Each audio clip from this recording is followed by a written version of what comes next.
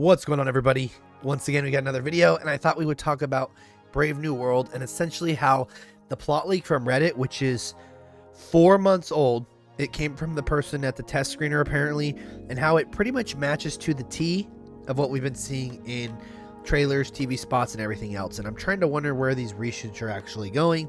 So we're gonna pretty much go over this entire thing and talk about like the pieces together. I'm gonna piece them together for y'all. Let's get into it.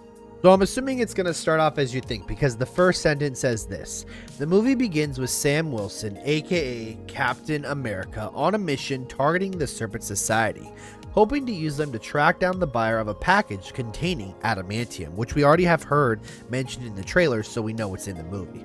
Giancarlo Esposito's character, Sidewinder, holds several nuns hostage. He talks to his men about securing the package and taking no prisoners. Sam engages in battle with a Serpent Society member wielding golden knives and possessing super soldier strength. Despite the challenge, Sam defeats him, though more soldiers arrive and Sidewinder escapes, likely using his teleportation powers from the comics. Now, from what I'm aware of, he does not have any teleportation powers in this one. As my buddy has already stated, and I'm going to show you this picture real quick, that the Serpent Society actually are mercenaries in this. As you can tell, they kind of look like certain criminal organizations. You can see their symbol on there. It says Serpent Society. So realistically, what I think it's going to start off with is we're going to hear Sam in comms as he's flying in his white suit, which is this picture right here, where he's zooming past and he's going, you know, essentially kind of like in Winter Soldier, where Cap's doing the mission where he's hopping on the boat and whatnot. And then he's going to do that superhero kind of landing thing where we're going to see, he's going to land, he's going to be like, okay, 1 minute, or whatever he says. And he's going to disperse all of the Serpent Society right there. As in the next picture you see, he's actually using his wings to take in the blast and essentially push it back with his with his vibranium that he got the wings from Falcon and the Winter Soldier, which is the same white costume, which I think this will be the only time we'll actually see that in this film, as in I think the next after that it's just going to be the blue and white, more Winter Soldier costume look.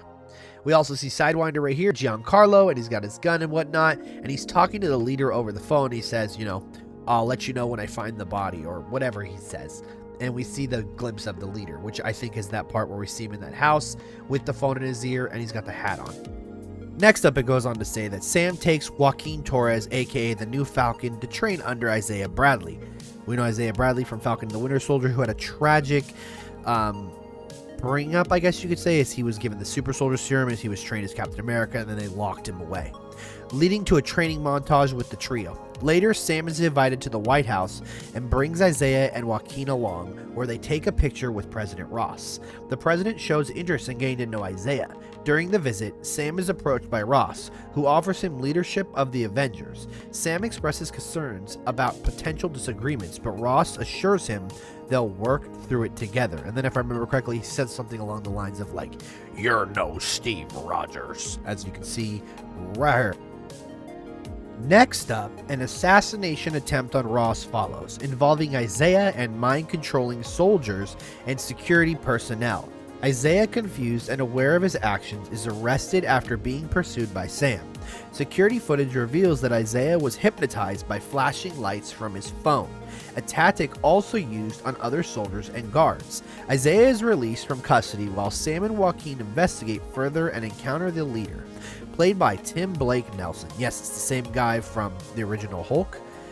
Essentially sporting a molded brain-shaped cap and greenish skin. They're going more comic book accurate now. So the cool thing about this is we have seen both of those. We've seen where Isaiah says, "I'm not going back in that cage or that cell," or whatever he says. And then we also have where he gets arrested outside, where he gets down on his knees and the light's all over him. And we also have him sitting with the other two and the light goes off, and then he stands up and gets ready to shoot at Ross. And then we see Sam fighting a bunch of soldiers where they're putting like stun guns or something over his shield. So many of these are shown right here. Following that crazy show, Ross, having sought the leader's help due to his deteriorating health, is now susceptible to Hulk out when under stress, controlled by fluctuating blood pressure.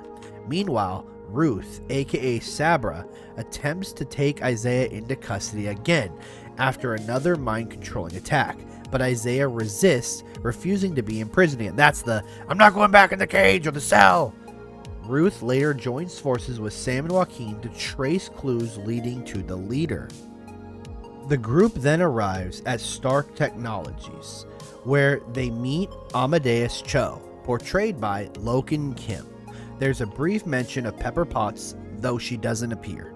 Meanwhile, President Ross is trying to secure a peace treaty, but faces resistance from Japan, which feels wrong by the USA for stealing their adamantium, which we know that part, and there's like this big old thing going back and forth. And if I remember correctly, we also see a photo of the leader of Japan, the leader of the United States, and the leader of France, I think it is, together. But let me see if I can find that real quick. As in for the Amadeus Cho thing, that's just, no one's seen that photo yet or anything along those lines. And as for Pepper, we have heard that she would be mentioned. Then it's going to lead into a confrontation between the US and the Japanese battleships near the Taimut's Hand, or the Celestial Island, in the Indian Ocean.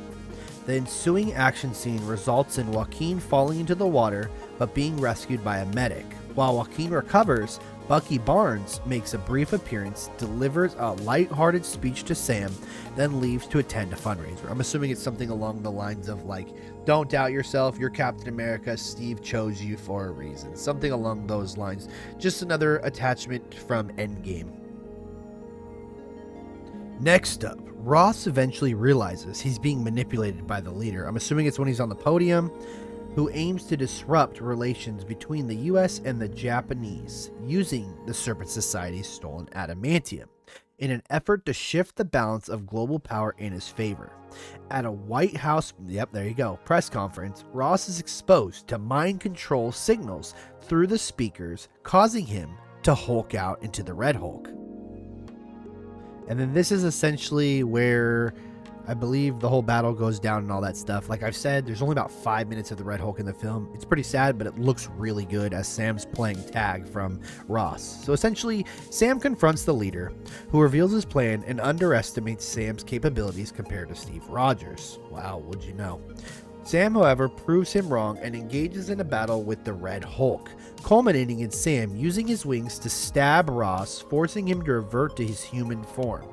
Ross is arrested and taken to the raft, where he reflects on his actions, and Sam pointedly thanks him for taking responsibility. Ross is then reunited with his daughter, Betty Brant.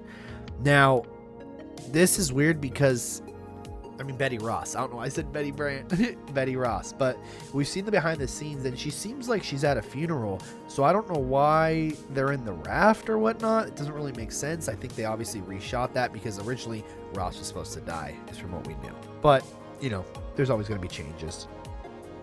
And to take this big old pile of goo-goo dog poop, we gotta say, Sam visits Joaquin in the hospital, where they joke about his Miami roots and potential upgrades to his wings in Wakanda.